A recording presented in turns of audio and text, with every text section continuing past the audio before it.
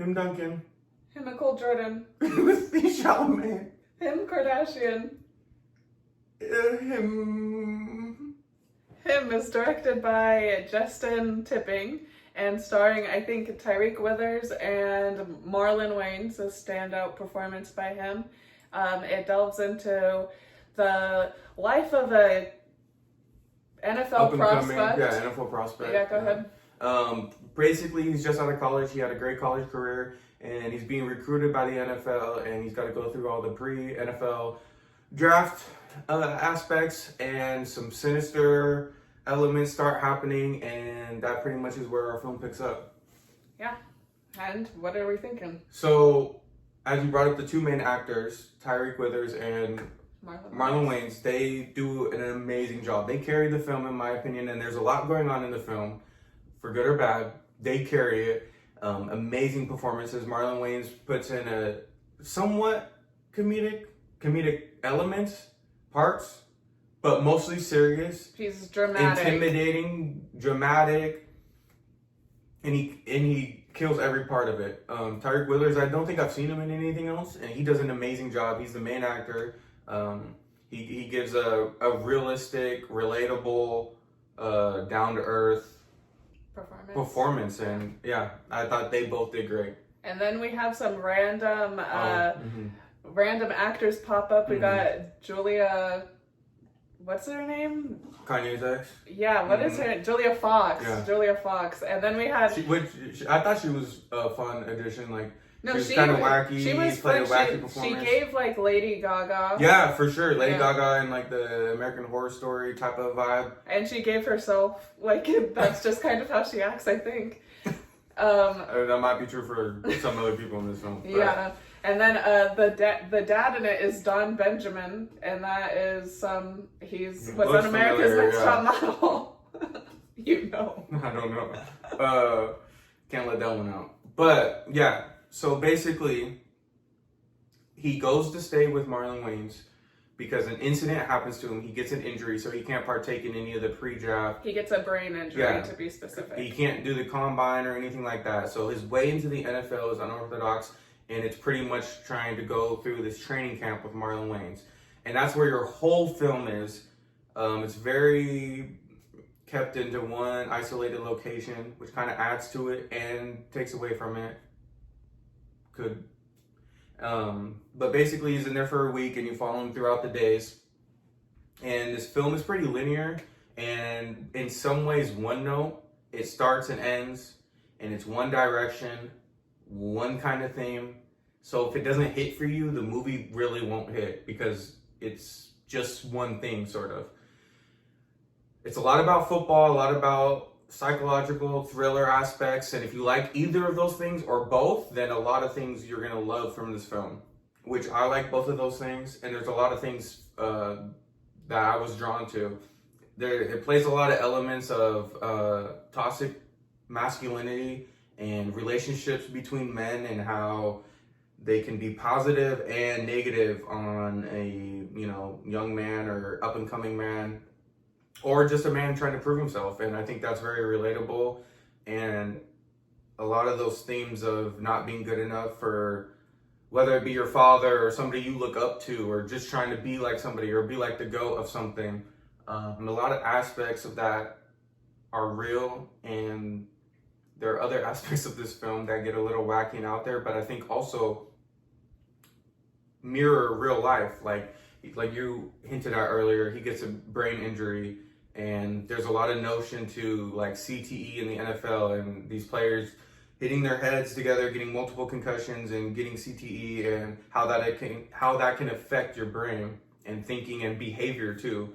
And I thought there were elements of that which were interesting, and I don't know of a film that really does that. There are a lot of things that this film does that not a lot of other films do. You might have heard it's shot like a music video in some scene, or a lot of scenes, kind of. It is shot like that, but the transitions, I think it adds to some of it. Yeah, the transitions of the film are what really take away from it. I feel the main actor is so compelling, and Marlon Wayans is so compelling, and that's not to take away from their performance at all. but the through line to get to where we're going in the movie just falls flat for these like music video like transitions that don't feel natural to this it's mostly realistic. I mean, it does have horror elements, it does have like theatrics that you've seen in the trailers, but they're really a callback to the body, and I think that the director was really trying to enhance the body horror of what's happening to players, men, when they're putting their bodies on the line just for a taste at stardom, a taste at aspirational goals, and it does tackle the questions that are much deeper, and it just doesn't go all the way there in the movie itself. I think it brings them up for people. I think it's a great discussion movie. I think it's great for us to have conversations about, for you guys to have conversations about with us, but the movie itself doesn't answer those questions that it kind of picks at, that it kind of gets to, and it kind of, Marlon Wayne's character is a perfect example of how they are showing exactly what they're trying to say, at least from my perspective, what I think that they're trying to say, but then it just doesn't go anywhere. Yeah, and this isn't directed by Jordan Peele, as you mentioned earlier. I feel like nowadays in horror, for some reason, horror's been picked out to be like promoted, and for some reason they're always promoting it as like the new scariest movie or produced by this person, but it's really directed by this person. So just know that going in. And that this movie is not scary. It's absolutely not scary. It's hard because it feels like a drama, but it's not deep enough to be a drama. And it is advertised as a horror movie, but it doesn't feel like a horror movie. So it feels like a drama with the guise of horror, which it's not. I 100% agree. The advertisement does it no good, and I think that's part of the reason why people are coming out of the film saying what they're saying. But I think if you take the film for what it is, it's a pretty niche film. There's not a lot of films like it, if any. And I think if you take the film for what it is, there's a lot of stuff you can really like and really take from it as far as mirroring the real world. And we're going to start getting into spoilers because why not? There's not much left to even get into, but it's a freaking cult, which I'm freaking tired of. The ending is a cult. And that's a part of the problem. The end, the supernatural elements you get from it are because of a cult. Whereas, like we spoke about before, the two main characters and their dynamic and their chase to fame, and one's got the fame already, he's got the 8 rings already, he's on the Brady contract, he's the GOAT, and he's trying to hang on to it with all he can, and the up and coming is kind of like, he's proud of him and he roots for him, but he's also kind of taking his spot, so there's that animosity and that kind of divide going back and forth. It's this male dynamic that is like so impactful. It's a cult. Yeah, that's the stuff that you really start thinking about and start chewing on, the scenes that have weight to it, and then you kind of just say the supernatural elements happen because of a cult, and it kind of falls a little flat. But and it says that the whole movie is about the cult. It does, like, it truly ends with this is a cult, and he has to fight the cult. And it's not really about his journey with Marlon Wayans. Right, which that is the part of the film that I love. White. Yeah, which that is the part of the film that I love, and the part of the film that feels like it has weight. So it ends in kind of a, I don't want to say boring because it's crazy, but not really deep way. Whereas other parts of the film feel deep, so it doesn't really feel like it holds up. It's part of the film, the ending, but the journey is worth seeing and worth going through if you like psychological things at all, if you like football at all.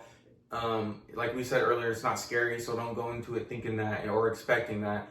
But it is psychological. It does have elements of, NFL and potential brain damage, and like you were talking earlier, power dynamic and chase to fame, and how that represents, not only the NFL like we've been saying, but Hollywood as a whole, and how you essentially sell your soul for fame and fortune, and it kind of sums it up in a way in the film that it's because of the cult, but those are real elements in real life. So I think you're kind of selling it short in that aspect, but they're still in the film. Like those ideas and themes are still in the film, which I took from it. Ultimately, I like the film because I like NFL, I like psychological horrors, I like those dynamics.